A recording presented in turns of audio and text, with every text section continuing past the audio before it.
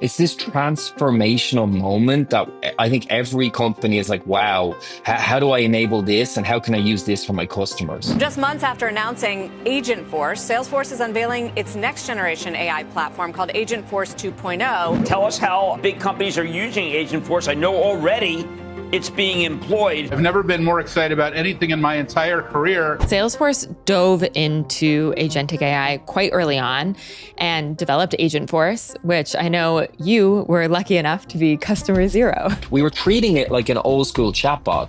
Don't do this, if that, do this, right? Instead, it was like, no, you're smart. We went back into Agentforce and we coached it, just like you would coach a human employee, and that solved that problem. What we forgot to do with Agentforce is we trained it on the hard skills, but we didn't focus on the soft skills. And we talk about this as the head and the heart. We now have a digital workforce that will augment our human workforce. You're like the original case study, and companies can just copy paste your strategy. Every company in the world has this problem of they show their silos to their customers. Suddenly you now have this agentic layer that goes across all of them. The things that look contrarian and crazy today will be commonplace in the future. And so this will probably be very common, I would assume, in the next year or two. You're going to see a lot of companies going live with Agentforce over the next couple of months. A lot. Hello, everyone, and welcome to Experts of Experience. I'm your host, Lauren Wood. And today we have another host as well, Stephanie Postles. Hey, Steph. Thank you. I'm excited to be here. So excited for this conversation today, and especially excited to poach this content and put it on Marketing Trends. So thanks for letting me be here. And just so everyone knows, Marketing Trends is another mission show that Stephanie leads. So definitely head over there to listen to that as well. But we're doing a joint episode today because we have a very special guest, Bernard Slowey, who is the Senior Vice President of Digital Customer Success at Salesforce. And today we talked about how they were customer zero for their new Agentforce product, which was really fascinating. Steph, what did you take away from the conversation? Yeah, I mean, now I feel like I'm going to be looking at everything in my life, wondering how can I put Agentforce in it? What can I automate here? I mean, it was very inspiring, especially thinking about like how I can use these functionalities within my own company, which I think I had a story that maybe this could only be for enterprises. So yeah, also impressed that they got this up for Salesforce in 4 weeks. It's crazy. Have not heard of that happening so quickly. So that was amazing. Mm-hmm. Yeah. What about you? What was the most exciting parts for you? I mean, I think the fascinating thing for me about Agentforce, and I've been nerding out on this big time, because agentic AI is the next wave of AI. We've been in the generative world using LLMs, ChatGPT, all this stuff. And now we have actual AI employees that are joining our team who can own entire processes, who can make decisions on their own.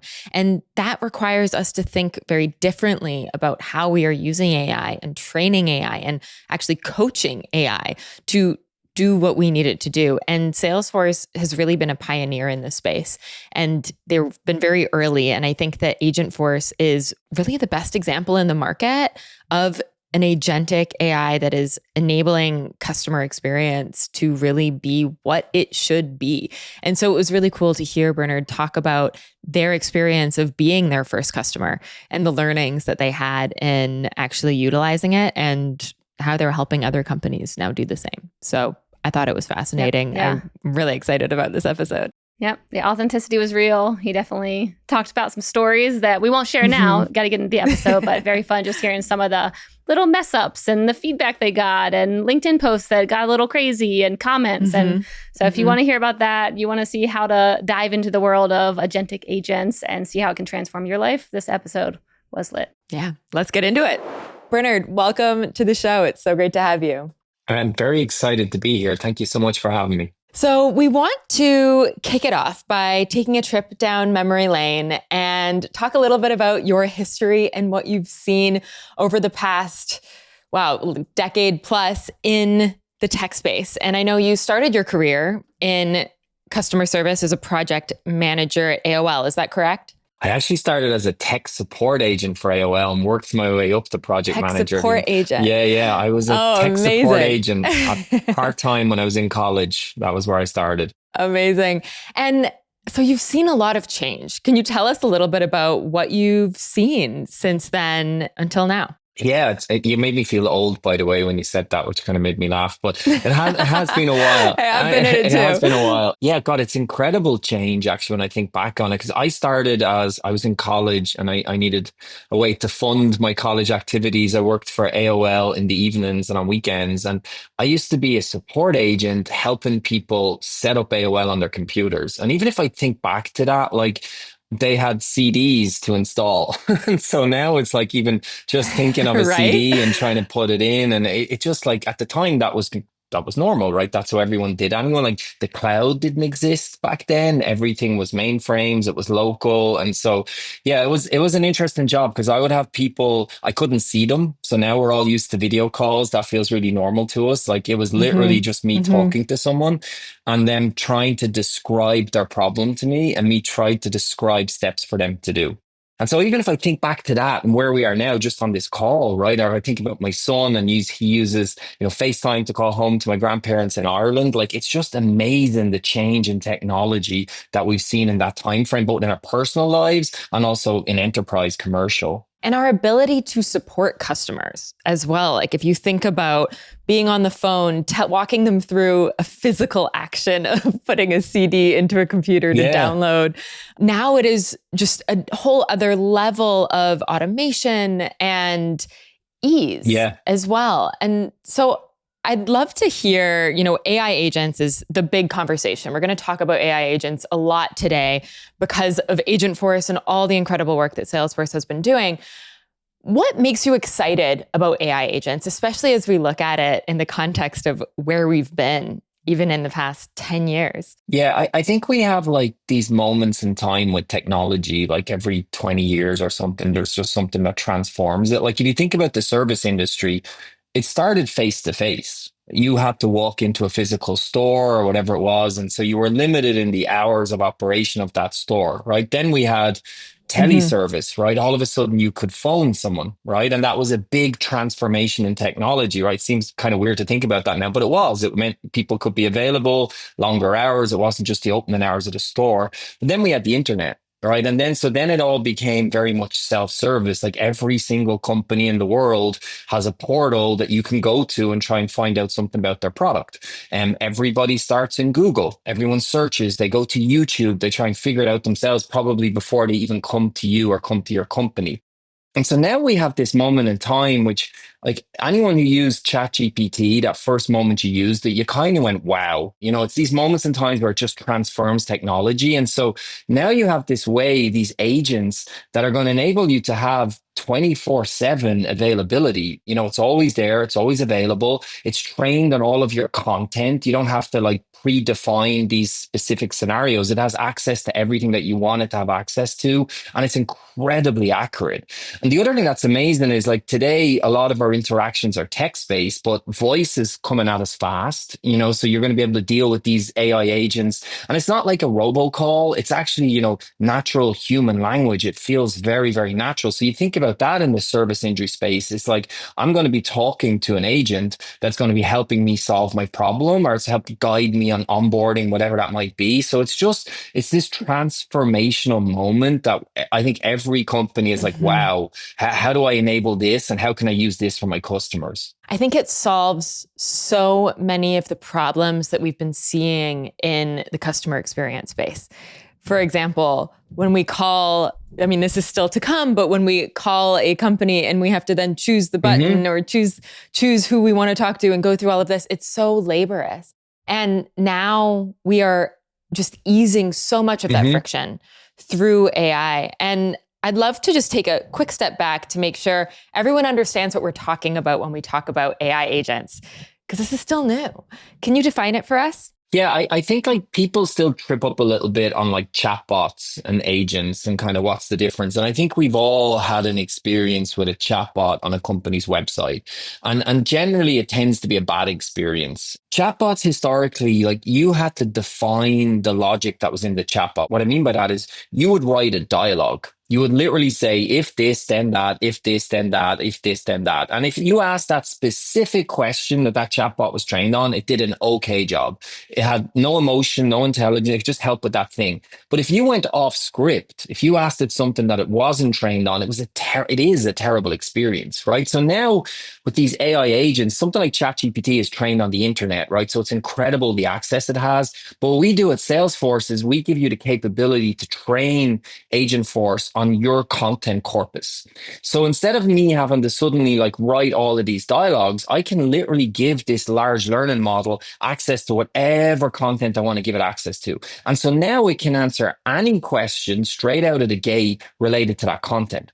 But where it gets much more powerful is that's called unstructured content. At Salesforce, we also have a lot of structured content. So a lot of information about our customers that's stored in something called our C360, right? So you start to use that structured content and you can now personalize the experience. I know who Lauren is. I know the product she bought. I know she just recently became a Trailhead Ranger. And so you can really personalize this into the agent experience while it's giving answers. That's just something you could never, ever do before. You know, it's pretty incredible. When it comes to AI agents, I hear the pieces around adding in the custom data and you've got your own LLMs that you can work with. But to me, how I understand them is they're more goal oriented. Like they have somewhere that, like a problem they can solve and they can head that way without building out chatbots and adding in information. Like it's really built off, like you said, if this, then that, only the scenarios that you built out. But is it correct to understand that AI agents is more just like goal oriented? Say goodbye to chatbots and say hello to the first AI agent. Agentforce Service Agent makes self-service an actual joy for your customers with its conversational language anytime on any channel. To learn more, visit salesforce.com/agentforce. So today, like with our implementation of Agentforce, it's Q&A conversational. You ask it a question and it comes back with an answer. And that's kind of how most of us have experienced ChatGPT. But where we're moving to is the agent can actually do action on your behalf. And that's super powerful. So if you think about the example where you ask it, how do I reset a password, right? Generally, it will come back where you do steps A, B, C, and D. But imagine when we can actually do that on your behalf, right? So there's information we can get just to verify you are who you are. And then we reset the password for you. That's just a very simple example. Like in banking worlds, it's like issuing a refund on your behalf. A retailer could be as well. So they can actually do action as well as just conversational Q&A. And that's a game changer. It's like having an employee. It's an AI employee. And I think that that's the big shift that I'm seeing when we talk about agents is it's no longer just a tool. It's actually capable of so much more and making decisions on its own, which is also wild to think about. Yeah. We think about it a lot as like it's a digital employee. Just the way that we have human employees, we now have a digital workforce that we need to empower, and that will augment our human workforce, right? Mm-hmm. It allows us, like a good example as well is these models have language capabilities in them, right? So suddenly we can go to all of these other languages that we might not be in today because we just wouldn't have the budget to invest in headcount to do support in these languages. Now you have it in English and you can use these large learning models to do real-time translation. So, you know, Lauren could be in Japan as an example that's going back and forth with our agent. That agent was trained in English, but it's able to translate and go back and forth with you and you know no difference, you know? So that's pretty incredible as well as these language translation models just open up so many avenues for companies. Yeah, it's wild. A quick example of that is Airbnb. I'm an Airbnb host and I've had guests from other countries come and stay at my place and I talk to them in English and sometimes I get an email in another language, but in the chat, it shows up as English. And so I've been like, what is this? And then I went in to look at it and I was like, oh, that's what they're doing is real-time translation between the guest and the host. And it's like, wow, that opens up so many more possibilities. So when we think about agentic AI and bringing this into businesses, what is the opportunity at stake for companies to start using agents as soon as possible? It's interesting that I meet with companies a lot to talk about what we're doing and like everyone's really interested and everyone wants to get started. But in a lot of cases, companies are afraid to get started. A lot of cases they want to do internal implementations before external. When I say internal, what I mean by that is like maybe you have an agent beside your support rep that's helping your support rep, which is a great use case, right? But they're nervous to go external because they're worried about things like hallucinations, or is it going to say something that like, Mhm. oh no, my company's going to be associated with Yep. this. And so that's one of the things I've really been helping companies and customers with, is like I showcase what we did to say, hey, look, there's rules, there's guardrails you can put in place so that it only answers certain things. And so I definitely, I see people want to get into it, especially companies, but I do see an apprehension and nervousness on like what happens if it goes wrong. And for us, for that is like we have in Salesforce, it was a design principle for us, was that Agentforce is backed by humans. And so it's, if it can't solve, you easily go into the conversation with a human. It's actually pretty slick. It like Agentforce leaves the conversation. Lauren, the support engineer, joins the conversation. She can see the history of the conversation with Agentforce. She gets an AI summary of it. So she can quickly start with, okay, I'm going to continue on from here.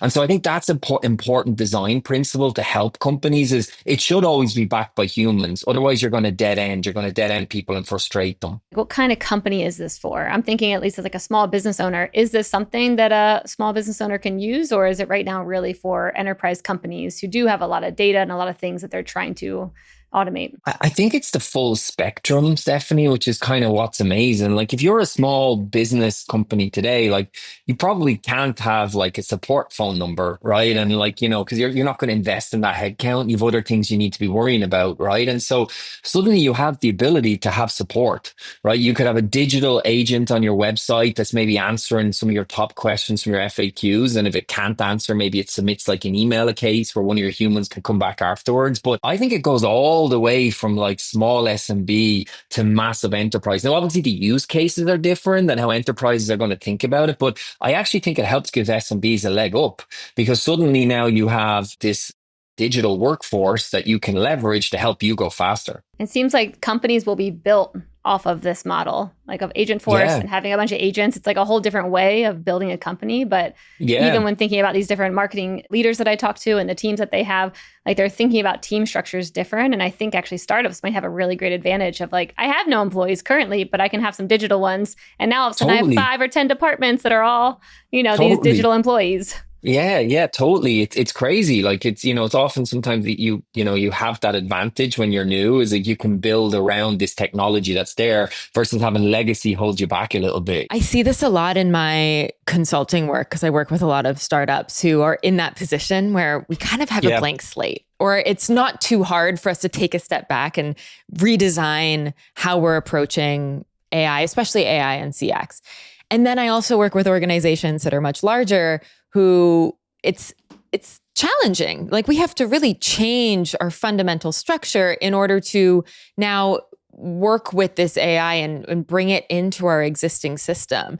It's just more complex and it takes more time and intention. Although I will say, I think the intention is important no matter where you're implementing AI and really how you're doing it and what you want it to be doing. But there's definitely an opportunity for earlier stage companies to start off with AI as a foundational principle. Totally agree. So I'd love to talk a little bit, or a lot actually, about Salesforce's agentic AI journey, because Salesforce dove into agentic AI quite early on and developed Agentforce, which I know you were lucky enough to be customer zero of.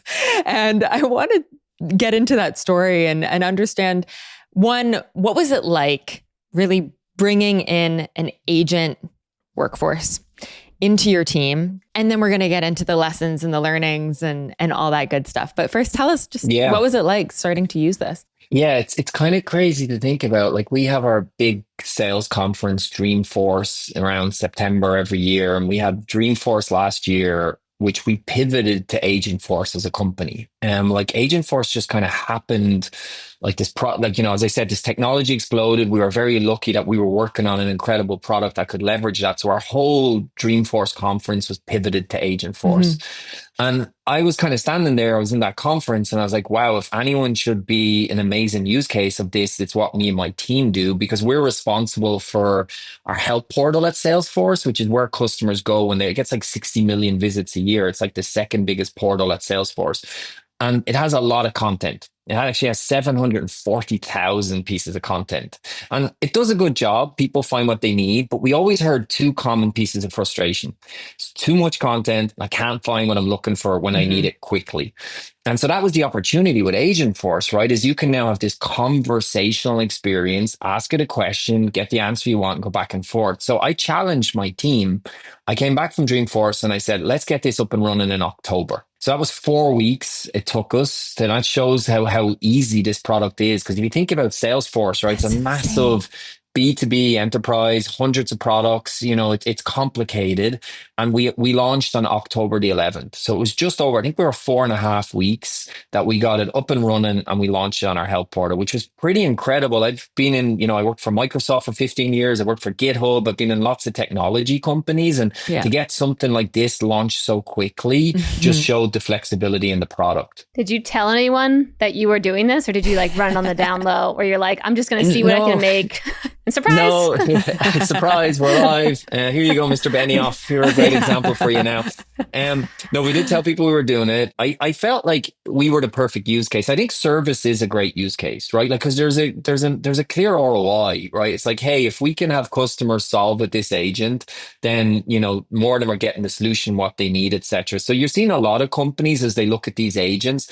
Service is kind of the number one use case. And it's not to say there's like marketing's use cases, sales, there's hundreds of other ones, but I think companies are kind of honing in on like, okay, service is something where I could really see this thing having an impact. And so that's why I felt we should be, my leader, Jim Roth, who I know you had on the show before, he always challenges us on to be customer zero. Use our own products, be a showcase for our own products so that I can go talk to customers and say, here's how we're using it. Here's the mistakes we made. Here's the impact we're seeing from it. And so we really wanted to be the customer zero of Agentforce. That was our goal.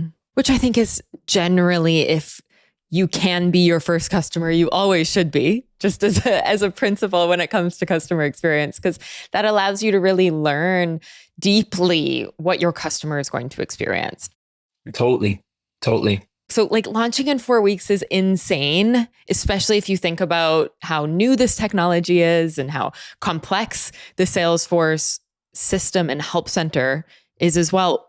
Can you give us a bit of an insight into like what you launched? I'm assuming it wasn't like the whole thing. I'm assuming you kind of took off a piece and said, okay, we're going to launch this. Yeah, it's interesting. So like if I reflect back to that, like I was so nervous. Like I was so nervous, like I had major anxiety because this was like, it's going to be available for people to use. And once people have access to something, they're going to tell you what they think about it. And so we went live. We started small, actually. We went live to what a cohort of authenticated customers. What I mean by that was a small percentage of customers who are logged into our help portal could see the experience. So they kind of saw like an Ask Agentforce kind of on our documents. So we felt comfortable doing that because we wanted to see, well, how does it perform? How many people click on it? Like all your classic, it's like a funnel, right? You're seeing who lands on your portal, out of that number, who engages with Agentforce, how much did Agentforce resolve, how many went through to the human. So you had all of these metrics that we're measuring. And so we started pretty small, but then we actually, as we started to have reviews internally in Salesforce, we realized we were actually going too slow. And that we just needed to get out there and open it up so that we could start to get feedback and learn. I'm going to screw up this quote, but Reid Hoffman, who started LinkedIn, he has this great quote on like, you should never be happy with the first product you release, but you should release it. And so that was the mindset. I was like, it's not going to be perfect. It's going to be things that people aren't going to like, but because it's out there and because it's live, we're going to quickly iterate and improve on them things versus if we keep it back here forever, we're probably going to be too slow. And so that was our mindset, was like, it's good enough. It's not perfect, and it will never be perfect, by the way. We're going to have to constantly keep iterating. It's good enough. Let's get it out there. So then we exposed it to everybody. So anyone who goes to help.salesforce.com, you'll now see this beautiful full screen experience of Agentforce. You can access it. Anyone can access it. Whether you're logged in or not, you can go ask it a question and it will help you on a question related to Salesforce. So I'm thinking about a lot of these big companies who probably listen in to this show, Marketing Trends. I'm wondering how, like, did you have people pushing back on you being like, do not launch this. Here's why this is a terrible idea. Like where they're seeing the risk being like so large that they're like, Bernard, this is a terrible idea. Because I'm sure in other companies, this would be happening, and like how to push back against that risk adverse mentality. Yeah. It's interesting because the hardest part actually came was Mark Benioff tweeted about it and posted on LinkedIn that we were live, and he got a lot of comments under his LinkedIn and his Twitter post. And I was literally like going in reading every comment. Every day I'd get up and have my morning coffee and I'd open it to see what new comments were. I can't imagine the anxiety you were feeling in that moment. Oh, some of them were brutal. Some of them, honestly, I didn't feel great about my Salesforce career that first day because we had a lot, like we have a very engaged community at Salesforce. Like we have our Trailblazers, our MVP program. Like we are incredibly lucky the engagement we have from our community. But with that, they'll tell you what they think. And I like that, right? But there was times they were asking it questions and the answer coming back wasn't a great answer, right? And, you know, I'll give you one example, which is like someone had put a screenshot underneath them.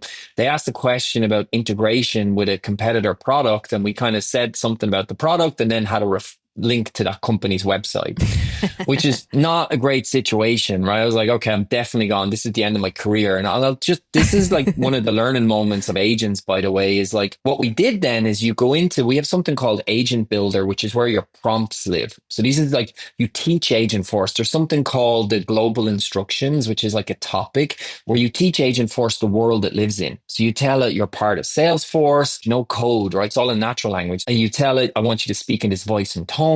These are the things I don't want you to speak about. So you can set guardrails. Like maybe you don't want it to ask questions on your CEO as an example. So you put all of this inside the global instructions. So when we saw that happen, we were like, oh crap, jumped into our global instructions and said, do not talk about our competitors, and listed every competitor. It was problem solved. Great. The very next day, the very next day, we saw a case where someone asked, how do I integrate this competitor's product with Salesforce?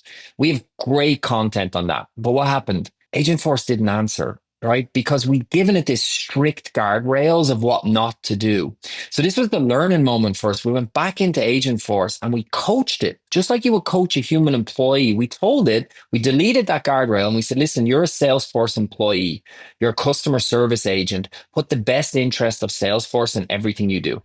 That was what we wrote. And so we taught it to think. We were treating it like an old school chatbot. Don't do this, if that, do this, right? Instead, it was like, no, you're smart. We just need you to think this way. And that solved that problem. And so that was a huge learning for me and my team. It's like they just prompt design, this prompt engineer, and it's a discipline now that's in the industry. And it's like, it's really, really need to think through it on what you write and how you write it. This is like such a new space we're in where people are still just trying to like figure out prompt engineering for ChatGPT. And they're like, oh, maybe instead of just like, give me the answer to this, it's like, I should say, pretend you're this and think about it this way, like the more context. Yeah. And so it's no surprise that of course you're like, oh yeah, maybe we should do that here too. But it's such a fast-paced world right now to keep up with. Yeah. Are there any other funny moments like that came up, or just like things that happened while you were rolling this out that probably are relatable to other people who would be going through this process? An AI agent your customers actually enjoy talking to? Salesforce has you covered. Meet Agentforce Service Agent, the AI agent that can resolve cases in conversational language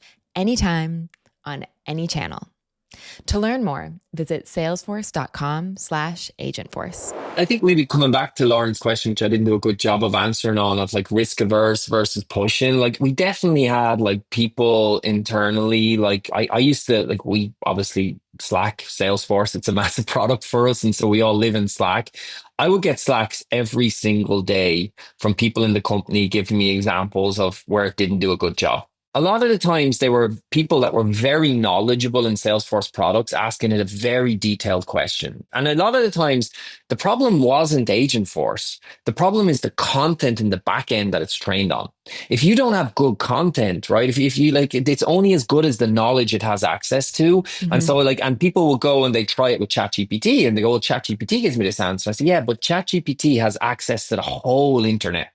So it can pull an answer from Reddit, it can pull an answer from some blog somewhere. And the risk of that is hallucinations, right? That's what scares companies on these agents is like, so ours is one of well, I mentioned this earlier on, but with Agentforce, you limit it to your own content set. So with that, sometimes if it didn't have the right content, it didn't do a good answer. So we had to work on updating our content. I think it actually exposed to us areas where we didn't realize we didn't have great content. I mean, that's such an important factor, which I actually think a lot of people who are approaching or rolling out AI, building it into their systems, we all need to do it. And people are taking different approaches. But the thing I keep hearing time and time again is that your data is critical. The information that you're feeding to the AI is critical. And it's a very large and complex thing to think about because it's almost like we have all of our stuff is like strewn everywhere, and all of a sudden we have to organize it in a way where someone can come in and actually like intake it and use it. And I'm curious to know your thoughts on that piece, and like, how did you go about organizing your data so quickly to then allow Agentforce to use it? Or had you already had a totally clean house and none of that had to happen? No, I don't think anyone has a clean house. We had we have an advantage at Salesforce that we have this other product called Data Cloud. And with Data Cloud, like people always ask me where we started with Agentforce. And what I tell people is like, it's like when you have a new employee start, what do? You give them access to data, right? You give them content, you train them so that they can start to be upskilled and be able to do their job. And so Data Cloud allowed us to take all of these different data sources, right? These knowledge articles, these products, and actually hydrate them all into Data Cloud. And then that gave Agentforce this foundation. It's able to access all of this data in Data Cloud. That's the unstructured data. And as I mentioned earlier on, we're now going to give it access to structured data as well. So I think I had a bit of an unfair advantage where I had access to Data Cloud because I work in Salesforce. But when I talk to customers, I'm like, this needs to be part of the solution. Like you can use it without Data Cloud, but if you can have a repository that can contain all of this data and can bring it all in, it can normalize it, it can standardize it, then you have a huge advantage as you go live in these agents. I mean, it's really the strength of your agent at the end of the day. Like, as you were saying, it's not going out into the internet to find answers. It's using the information that you provided to it. And that's the beauty of it. And also, it means we need to do that extra legwork to make sure that the agent has what it needs. We learned this kind of the hard way. So we're a couple of months in now, and our Agentforce implementation still feels a little bit robotic. Like it responds to you, it gives the right answer. And so what we learned is, what else do you do when a new employee starts in a service world, right? Yes, you train them on the hard skills, right? Like, do they have the information to answer these problems? But you also train them on the soft skills, right? The way that you deliver a difficult message, right? If you're a support engineer, like we spend a lot of times on that soft skill training. And so what we forgot to do with Agentforce is we trained it on the hard skills, but we didn't focus on the soft skills. And we talk about this as the head and the heart. We were very much focused on the head, the brain element of it, and not enough on the heart. So now we're doing a lot of work where we're actually taking the training that we train our support engineers on, and we're using that around some of the prompts for Agentforce. So just think about it as we're giving Agentforce access to that training. So it has much more of the soft skills on how it delivers its message. It's kind of crazy when you think about that, but that was being a big learning for us. The thing that I'm like kind of mind blown by is you're taking a training that you give to humans about soft skills and you're able to train an AI agent on the same content. You're just teaching it in certain ways. Like we always have this good example. Like if someone comes to us, let's say with a severity 1 issue, right? Like let's just say Salesforce is down. Doesn't happen very often, but some companies can have things where down. The last thing you want is the agent going back and forth with you on potential ways to solve that problem. You want it to go, oh my goodness, you're having a Sev 1. I'm so sorry to hear that. We're going to get you through to one of our support engineers and they're going, you know what I mean? Like that's an example where Agentforce needs to get out of the way quickly, but it needs to have a lot of empathy in that situation, right? And so that's the example of what we mean. You don't want it to be like kind of robotic and try and answer that problem. It's like, no, get out of the way, be very empathetic to it. And that's how you would teach a human employee to also react in that situation. One thing we haven't talked about yet is like the success that you saw once you implemented Agentforce. I mean, one, I'd love it if you had a before and after, because I'm trying to visualize like what it was like before when customers would go on there and ask a question, what it's like now to like really understand what it looks like. And then what happened after, how many cases are getting solved with Agentforce. Like, tell me about the stats. So this visual that you can see, this was our help portal in, I guess, September last year, right? And so it looks like pretty much every single company in the world has some portal like this, right? You can come to it, you could search on it, you could access our content. It has videos, places to learn, etc. And you can go in and create a case from it. So that's kind of what it looked like back then. And so, as I said to you earlier, unfortunately, the problem with this is people struggled to find what they were looking for, right? Especially if you were having a problem, you need an answer quickly. You know, we hear that in all of our research with customers is like, hey, if I'm having an issue, you need to be able to answer me quickly, right? And so let me now show you what this looks like now. So this is help.salesforce.com now. And so what you can see is it's a completely different experience. It's a full screen experience of Agentforce. So you can go in and ask it any question. As I mentioned earlier, it doesn't matter whether you're logged in or not, you can engage with Agentforce. And what we've done as well is you asked me, like, how do we determine the success, right? We believe transparency is key for trust. So what we've done is down the bottom, you can see down here, we actually have a live ticker to show how many Agentforce conversations. So since launch, you know, we've had 450,000 conversations with Agentforce. So since October the 11th, that's a pretty huge number.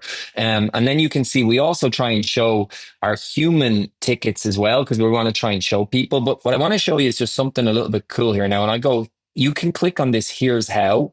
And what that will do, it's going to show you all of our metrics and how we measure success. So this is our customer zero page, and you'll actually see there's a video there that some of me and my team are in to talk about our implementation.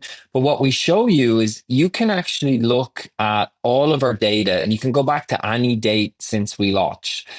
What you asked earlier on is like, how do we measure success, right? And so what we look at is, think about this as a funnel, right? Someone has a conversation with Agentforce, right? It comes back with an answer and you go away.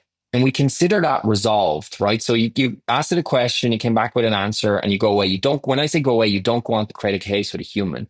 And so you can see our resolve metric is like mid to high 80s, right? But we also get asked questions, but is that really resolved? Like, how can you determine that was resolved? Like maybe the question, I just went away. And so what we've implemented now is we have something called customer confirmed resolution, which is in the flow of the conversation. We ask the question at the end of the conversation, hey, did this resolve your issue? Yes or no? And on that customer confirmed resolution, right now we're about 76%.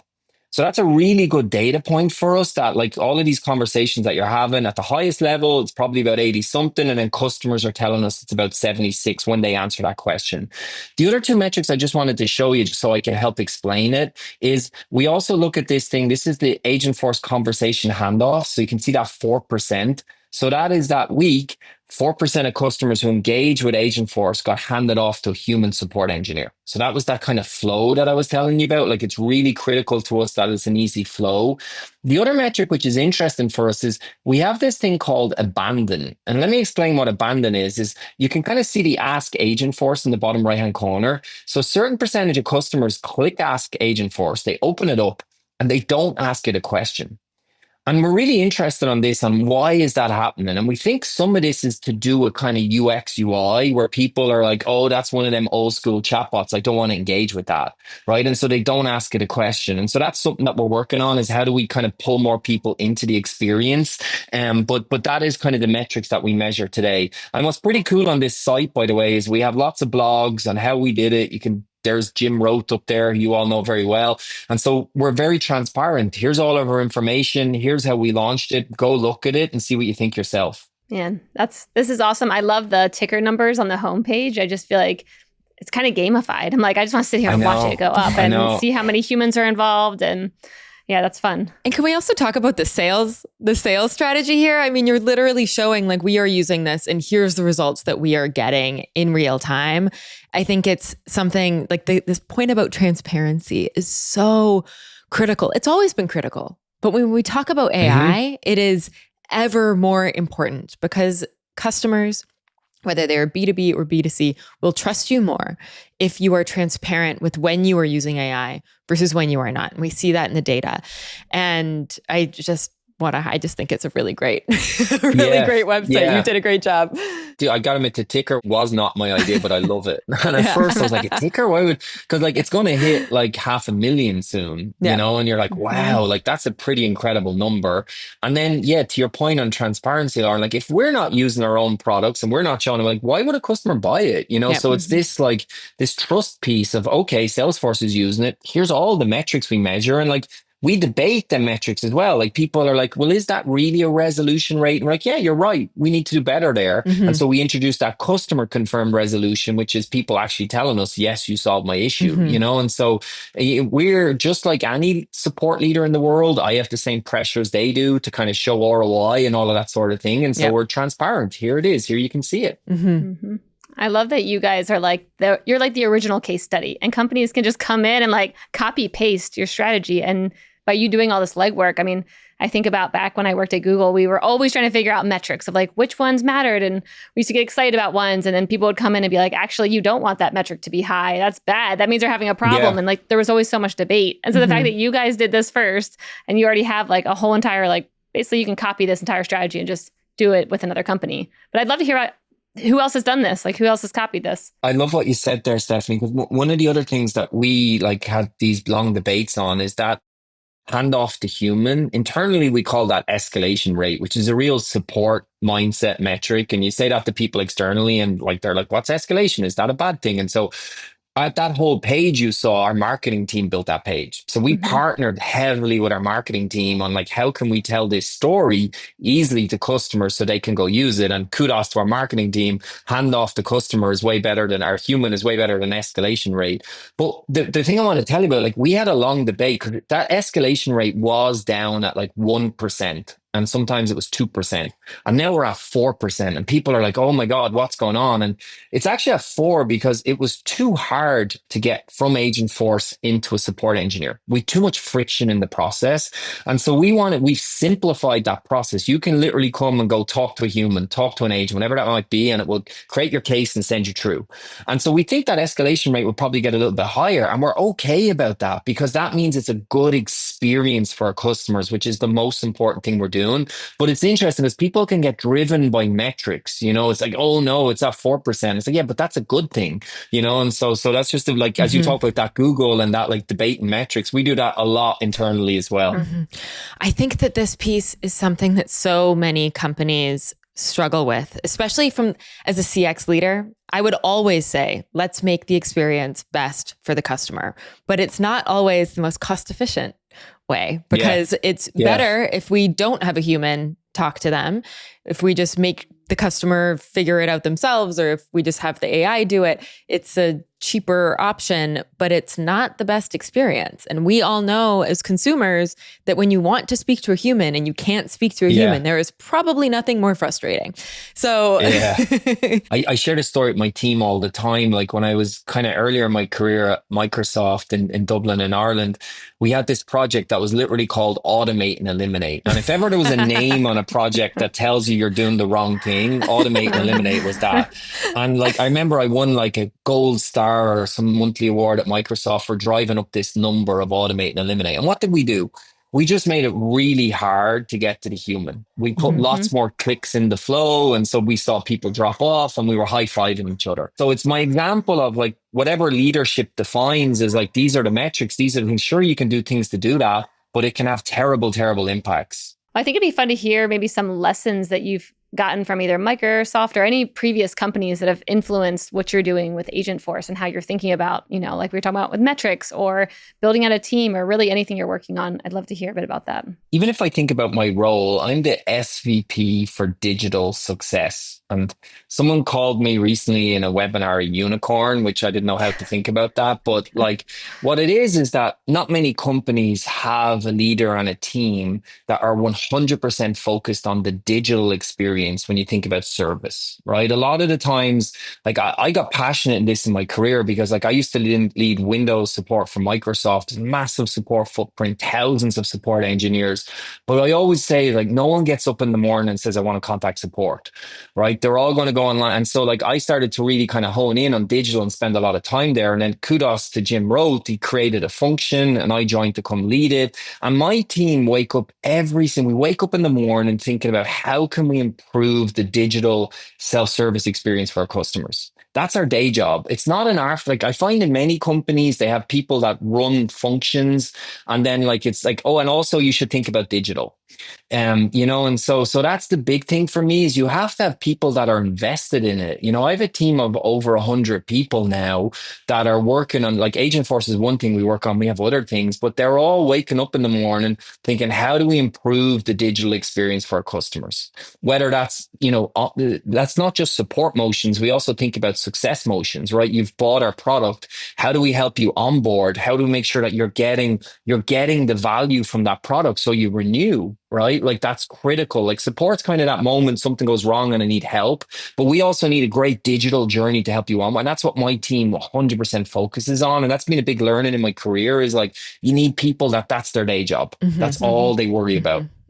So I'm naive. Is this not normal to have this kind of role? Like, is this role not? Oh, okay. I'm like, this sounds like perfectly like, yes, it makes sense. We should have it. Yeah. No, it's funny. Like there's a LinkedIn community now for digital success and there's like digital success webinars and like that didn't exist a while ago, and so I get asked to attend these things and talk a little bit about my role and Salesforce. That's where the unicorn thing came up because I think I'm the only SVP that's on digital success, which made me laugh. But no, it's not something that, unfortunately for a lot of companies, it's on top of someone's current job.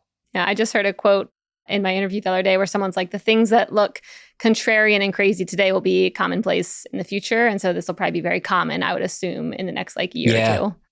Yeah, I love that. The way that we can utilize AI in customer success is still yet to be seen in many use cases. And Salesforce has pioneered customer success, period. So it makes sense that you are getting to lead that function. The new wave of what customer success really means. I'd love to hear some examples of other clients that you've been working with, other than Salesforce yourself, to really utilize Agentforce and how that's been taking place. Yeah, it's actually interesting. That site I showed you, if you scroll down to the bottom of that site, you'll also see other customers that are using it as well. So I feel like a majority of my job now is going talking to customers about what we do.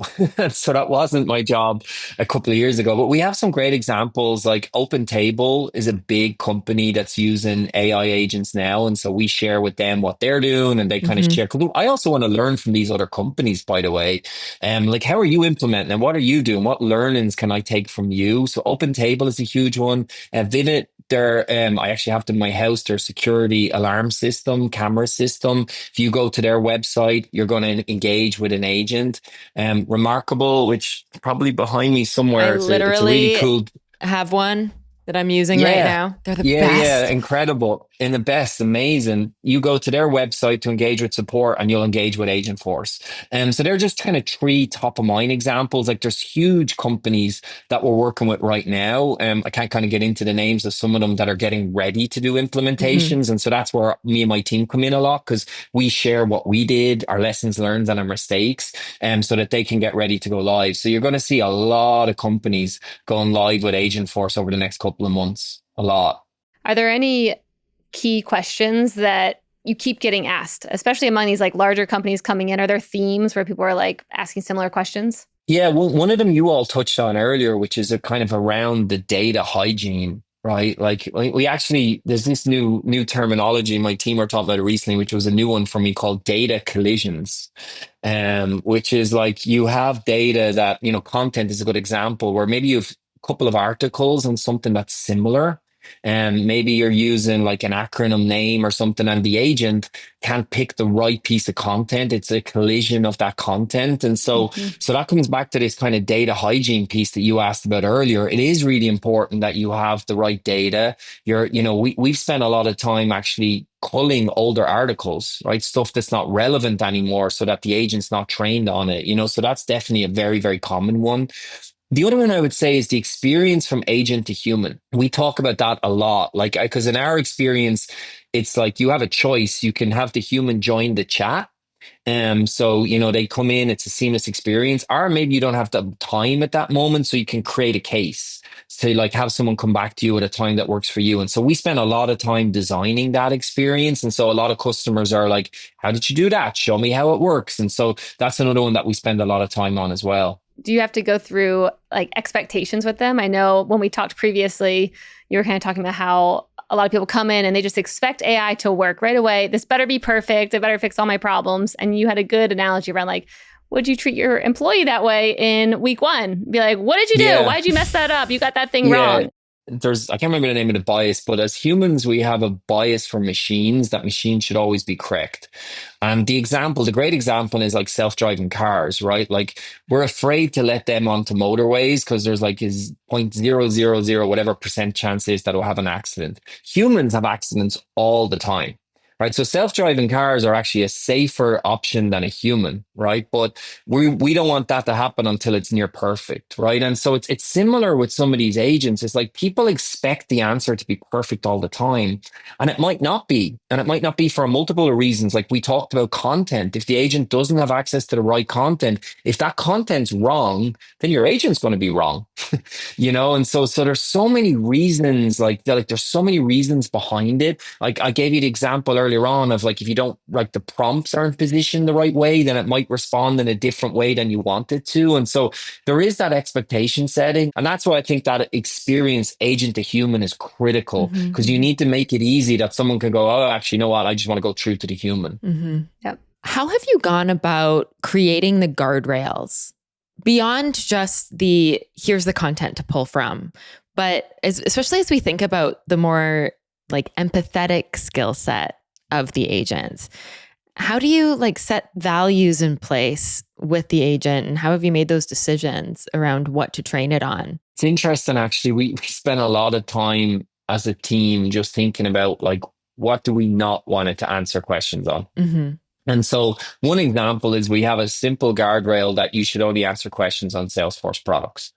Which I think every company would do, right? Like it's funny. I look at our conversations every day. I go in and read some of the ones, and I can see like we have a sentiment analysis that runs on our conversations that tells me whether they're positive, neutral, or negative, and I can go look at the negative ones and see what it was. And so like some of the negative ones, people ask like, how do I cook pasta? And so like Agentforce didn't respond, and I'm like, wow, like, and I think it's because like.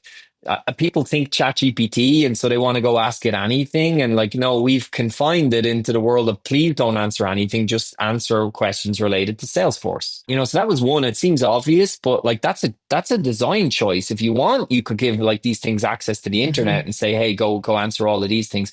Other things, it was funny. Like we were sitting down going, God, we don't want it to try answer questions on Mark Benioff. Like, we don't want people to be asking it questions about our CEO and it comes back and says, like, because that's not ours. It's a support persona. It's a support site. That's not what it should be for. So we set guardrails. If someone asks about one of our leadership team, it will point them to our investor relations page. So it's really interesting. Like it's an exercise you need to do with your team on where do I want it to answer? And then probably more importantly, where do you not want it to answer? And I think that's, it's one of those steps that has to be talked about before implementing. So many companies want to just dive right in. But yeah, this is one of those things. It's like, make sure your data is clean and then also be aligned on where you want this agent to play and where the boundary is. Where's the fence to the playground? Totally. And the other thing I'd say, Lauren, is like, companies kind of treat it like a traditional software release, right? Like, hey, we're going to go do all this work and we're going to bang, release this thing. And like, it's not a one and done. It's a constant refinement. It's a constant looking at the performance. Why was it doing things this way? Like, did we not have content for that? Do we need to adjust our prompts? Because like we said earlier, it's an employee, right? And it's grown. It's getting better all the time. Like ours is far from perfect right now. It'll get better and better and better over time. So you got to be thinking like that. It's not an old school traditional software release. It's a digital employee, and you got to be constantly refining it. I feel like this is a perfect segue, knowing the timing that we have left, into more of that, like the closing the loop between sales, marketing, CX. Because right now it feels like we're entering into a different world when it comes to businesses. And it used to just be, you've got your awareness, top of funnel, your customer comes in, you sell to them, hopefully retain them. Customer support is sometimes, either in the middle of that or at the end, depending. Now it feels like everything's kind of merging together, and like more conversations have to be happening between these teams. Like you just mentioned, Bernard, like when people have an issue, you might want to come back and like change the model. Okay, this happened over here when someone was coming into the flow. Like this now needs to be adjusted. How do you see the world going forward with this like cross-functional collaboration space that we're in? Every company in the world has this problem of they show their silos to their customers. You have marketing that's all about lead gen and like, how are we driving the pipe, etc. And okay, now you have sales, we're going to create that, and we have a customer. Now you kind of have your post-sales function, support, success, and they tend to be siloed. And suddenly you now have this agentic layer that goes across all of them. Right. And so like an example of that is like, I see with companies that they struggle to pass the relevant information between the different departments. Like I'll give you a very simple example. Sometimes a success team doesn't have the relevant information of why the customer bought the product. What do I mean by that? Sales sold it for a certain reason, right? They sat in a room and said, hey, you buy this product and it's going to give you this feature, it's going to give you this ROI. They sell and they're gone. I'm not, this is not Salesforce, by the way. I'm just saying this is what a lot of companies tend to, think about it, right? Seen it many times. Yeah, right. And then suddenly it's like customers are okay, like, and so your success team needs that information, right? So that they can now figure out, how do I do a tailor onboard for Lauren to make sure that she gets that value of why we sold it, right? Or why we marketed it originally, right? And so now you have this agentic layer across them all that's able to see all of this data. It's able to see, what did marketing do? Why did we sell it? What was the business outcomes the customer said they wanted? And now I can tailor, like we get really excited with agents is that today, our agent's really about the support persona, but we're going to light up these other personas like a success manager, right? It would help you with your onboarding, right? It would even today, our agents text. We're getting ready to launch voice, right? Which is pretty incredible. That's cool. Our agent would ring you and say, hey, I see you just signed up for Salesforce. I see you bought it for these reasons. I'm here to help you onboard. Let's schedule an onboarding session. Like that's something today that not every customer might get because maybe they're a smaller customer or something like that. So suddenly these agents give you this ability, this digital workforce to do all of that at huge scale. It seems like too, this is an amazing time for like CX leaders and marketing leaders all to also be at the product leader table, to be able to influence products that are being developed because they have a lot more intel, and everyone's going to know more about the customer and more about what sold them and why they're excited about that than ever. And so it seems like there's going to be a lot of collaboration opportunities that bring marketers and CX and other leaders to a table that maybe they were not really at previously. Totally. And one of the conversations we've been having, Stephanie, is like I think the danger with some companies is you could go create agents for all of them divisions. You could have a sales agent, a marketing agent, a support agent. And for us, we want to make sure on our customers' experience, it's Agentforce, right? So it's one agent, but it might be behind it, you have an army of agents that are skilled in certain things. You could have a renewals agent, a success agent, a sales agent, a support agent, but depending on what you ask it, it brings the relevant agent into the conversation. So for the customer, I'm just talking to Agentforce. In my world, like companies will call it different things. I'm just talking to that company's agent. I don't realize there's all these different agents behind it. So you suddenly, Because what companies do today is like they show their organizational seams, right? I always like my example with this is portals, right? Companies will have a support portal, they'll have a, sales portal, and they've all in Salesforce, we did it, and we're working to try and bring all of them together. The danger is you do that with agents as well, is you build all of these separate agents versus leveraging the capability that it can work across it all. So then we have to train our agents to be cross-functional. That's I'm wondering how. Like how, Lauren, do you train these agents and people to think differently about building this structure when you're like, okay, don't think about anything I've ever learned before. Now think different, do different. Like how do you do that?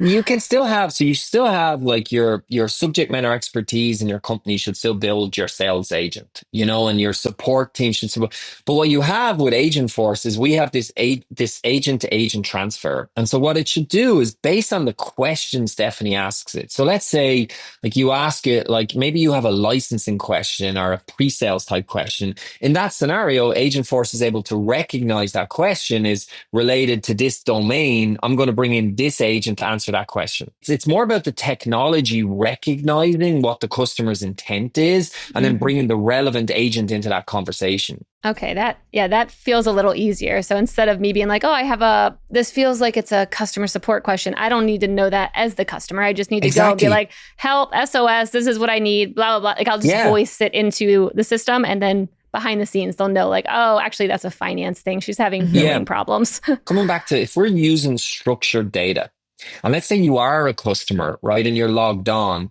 we're then able to start to use some of this information as well to know what we should come back with, right? Like maybe we can see, okay, Stephanie's day 2 with our product, right? She's onboarding, right? We need to use our onboarding aids. Like, so there's ways we can use our structured data as well, like to help us and understand where you are in your journey and what you're trying to do. I just wanted to bring it back to a real life example here that this is a real life problem that this is solving.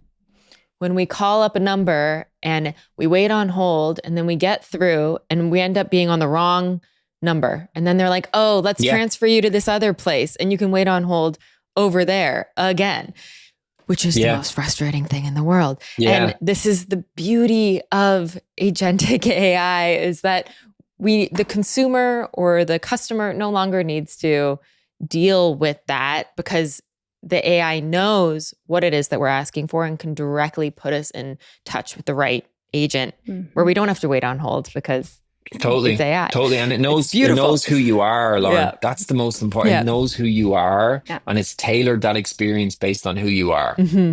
I'm very excited by this. I was just on a chat line with Adobe trying to cancel my like crazy enterprise account that I accidentally signed up for 2 years ago. And I still don't even know if it's canceled. I was on with like 4 different chatbots and they kept being like, but actually, do you want to buy this thing? I'm like, no. And then I'd come back to it and it'd be like, oh, that never got canceled 4 times. And I think it's still a problem. And they didn't know enough information about me. And they kept asking me stuff. I'm like, I don't know. I think you should know this. I think I'm your customer. You should know this about me. So they probably do, but they just don't want you to cancel. They just don't have Agentforce yet. It's a problem. So I wanted to talk a little bit about the impact on the humans in the loop here and how this is, I mean, obviously AI is having a huge impact on business, and with new employees, these AI employees, it's going to impact the existing employees. And the thing I keep coming back to is what are the skills we need to be learning to really work with AI now that we have these new types of friends that we're working with day in and day out? It's interesting. So one of the things, I'll come to your question in a minute, but just I think one of the other things is this like fear of what's it going to do for my job, etc. And so one of the things we've been really trying to do is like with our support engineers is making sure they're part of our Agentforce launch. So we use our support engineers to look at the performance of Agentforce to help go, actually, what would you have done that in that scenario? Because they have more expertise in our products than anyone else in the company, maybe outside our engineering team. So since day 1, we've included our support engineers so that they feel really part of it. And, hopefully it takes away some of the volume that's probably easier for them and they're left with the more complex scenarios. We're always going to need like incredible support engineers. So that's the first thing I'd say. On your question, it's been interesting. As I was having this conversation with my team the other day, we just hired a prompt designer / engineer. And, that role, I don't know how far back you go, but it didn't exist. There was no such thing, right? Yeah.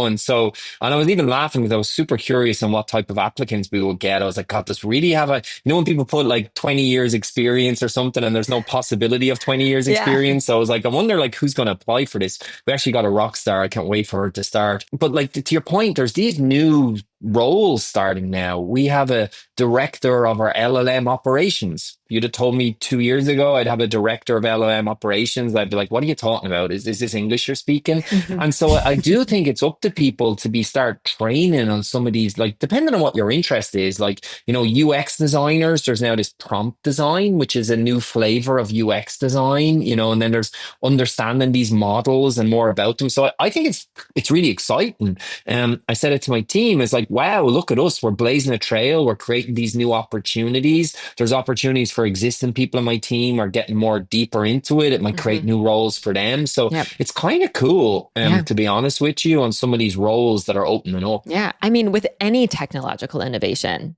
new roles have been created. And of course, right now, a lot of people are afraid, oh, is AI going to take my job? And as you know your job to be today, probably in some cases. Yeah. But there's going to be whole new jobs, whole new careers, whole new departments maybe that are even created. I know I've been talking to a lot of people about the new role of the AI manager, the agent manager. Like as a human needs to now manage this team of agents and train them and guide them and coach them. Yeah, and I think to your point is, I feel in a lot of situations they augment the human. I was just on a call earlier today. I have a team, a video production team. So we have a Salesforce support YouTube channel. It's an amazing use, like the second fastest growing YouTube channel in Salesforce. And we have a lot of things happening in Salesforce, which shows you like how much it's grown. But they were talking to me now about how they're using AI for their video scripts, and something that would have normally taken, hours and days is now taking minutes. So it's not that it's replacing their role, it's allowing us to go faster and to implement more videos at a more, quicker time frame. And so that's great because it means we're getting more out there for customers to self-serve on. So I think you'll see more examples like that where it's like, it's augmenting my job. It's allowing me to be more efficient at my job. And then it frees up time for more valuable activities as well. I mean, I think about, especially in the realm of customer success, if we can spend more time listening to and thinking about our customer instead of doing operational, even scheduling meetings and things like that just like eats up our time. We're much better off thinking about our customer, spending time with our customer, listening to our customer, and then bringing that insight back into the organization. Because those human to human interactions, that is what AI will definitely never be able to replace, right? Never. So let's lean into that. So one of my favorite questions that I ask of all my marketing trends guests, who are all normally CMOs of the Fortune 500, Fortune 1000, is what's something that you believe that very few agree with you on? I love this question, by the way. I'm going to steal this question and I'm going to use it with people when I'm interviewing them, because then I think you'll see how their brain thinks. I had to think about this a lot, by the way. So kudos to you. You had me kind of like, oh my God, what will I say to this one? The thing I landed on is like, I don't think data is everything. And I think a lot of leaders in marketing, support, whatever it is, they just live in data. Now, I live in data. I look at data all the time, but sometimes I think the best decision goes against what data tells you. And so like I always push my team is just because our data is telling us something, like, is that really what's happening? It doesn't often tell you the why. The why someone chose to do something, the why they made that decision, the why they went that way. And so I challenge people. Of course, you should have data. Data is foundational to everything you do. I live in scorecards and metrics, but I really challenge people. Sometimes it's about going with your gut instinct, and saying, hey, no, I think this is the right idea. I've been doing this for a long time. I'm going to go against the data and I'm going to try to do something myself. Have you done this recently? I'd love to hear a story if there is something that comes up around this. I don't know if I have a perfect example, but even coming back to Agentforce, like, data probably should have said, don't release Agentforce to the whole world at once, right? Like it's doing an okay performance, or resolution rate is X or whatever. You look at the data and you're like, let's just continue to go slow. Let's just iterate, and over time we'll get it better and better and better, and then we'll go large. And if I'd have made that decision, I don't think we would be where we are now. Because we went big, even when the data told us it wasn't doing an amazing job, it was doing a good job, it meant that suddenly it was exposed to more people and there was more pressure on me and my team to make it better faster. And so that's where it was like it forced us to go faster by going against the data and releasing it to everybody. I think about this often. I'm so glad that you share this take or this opinion, Bernard, because going back again to what AI will not be able to replace, it's our intuition. And it is so important that we hold on to that intuition and, if anything, strengthen it now that we have AI doing a lot of the logical thinking for us, where we can say, is this right? Just because the data says it doesn't mean that we need to do it that way.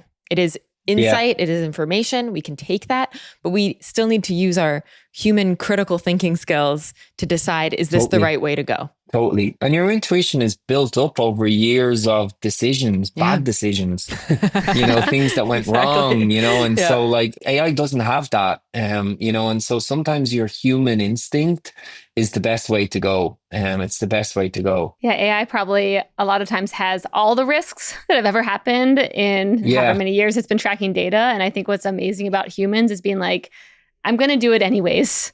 And that's actually where most of the breakthroughs have happened. The biggest companies, the most life-changing things is like, yes, it's showing me this might be a terrible idea to do based off these things. And I'm going to send a rocket to space anyways. And then it happens. Yeah, exactly. Right. No, it's a great. No, you're crazy, right? Why would you do that? People are going to die. You know?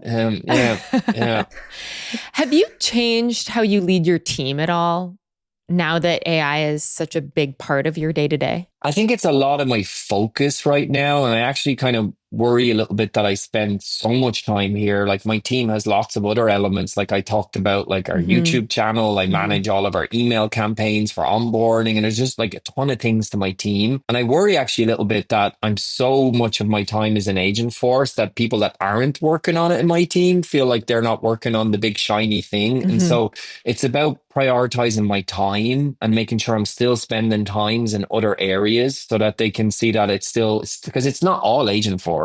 We've lots of other things we do that's super important. I think that the AI hype cycle definitely has a lot of people's attention at the moment, but it's really important to remember that it's not everything. It's the shiny new thing, but there's still a lot else. Although I do tell my team, I think everything that we do today will change. Like even like if we go in that example of like, we send emails to customers, and like, hey, you bought Salesforce, you should do these things. Like, and it feels so 1980s now, and like you could imagine a world, like I said earlier, a proactive agent, right? That's looking at signals and saying, Stephanie hasn't turned on this feature yet, and it either reaches out in text or voice or like, you know what I mean? And so like it all becomes automated. So like, I do think everything we do today will change. I think some things will change completely. Other things will augment. Other things will be a little bit different, and so, but I think everything will change. It's kind of similar to that quote where it's like, if you have a hammer, everything you see is a nail. And that's kind of what I see with everything right now. Where I'm like, I do think AI will be in many of these things and they will be completely different. And so I'm kind of like seeing everything as a nail of like everything can be disrupted and it's amazing. And what a great future we get to live in with like all the things we don't have to do anymore when this comes to be.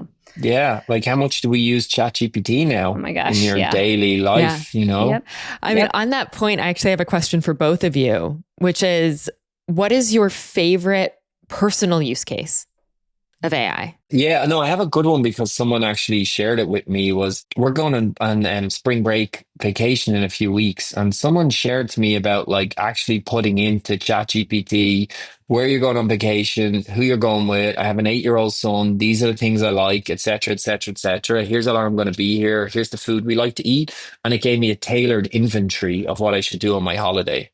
And like I was like, wow, like some of this is really cool. Not saying we're going to do everything on it. I want to relax at some point as well. But like, what a cool use case, of like being able to get that inventory of what to do. Yeah.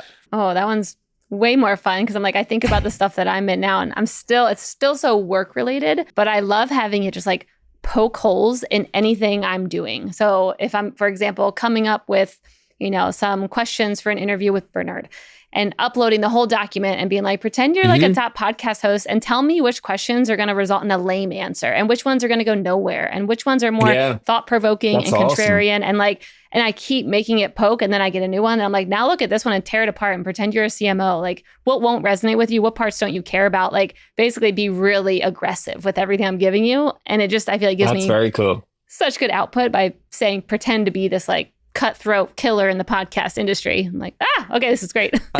I'll give you a good one, Stephanie, because I know you have kids that someone shared with me recently. Is they were at home and it was a rainy day in Seattle and they asked ChatGPT and it gave them games to play in the house with their children that they had never played before. Ooh, I love that. Especially if I could say like, here's the things that I have. I've got this random tree you can climb. I have oh, that's a good one. I love that. I'm stealing that for all 4 of my kids. Yeah. There you go. Parenting 101 from Bernard here. There you go. I'm taking it. It's hot tips. Yeah. Well, Bernard, we have one question that we ask all of our guests on this show to close it out. And that question is, what is one piece of advice that every customer experience leader should hear?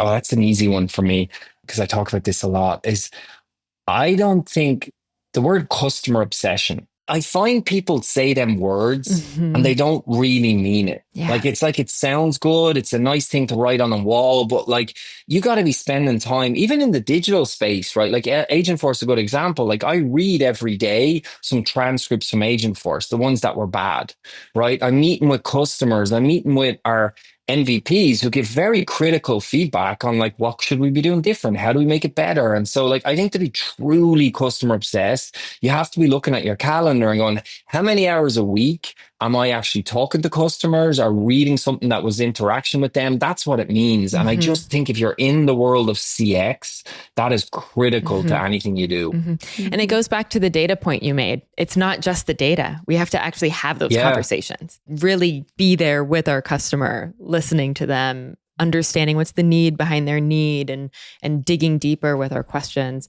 So I could not agree more. Thank you so much. This was awesome. Thank you all for letting me jump in and be in this conversation. Super fun and excited to run it on Marketing Trends as well. Thanks, Bernard. Yeah, great to meet you both.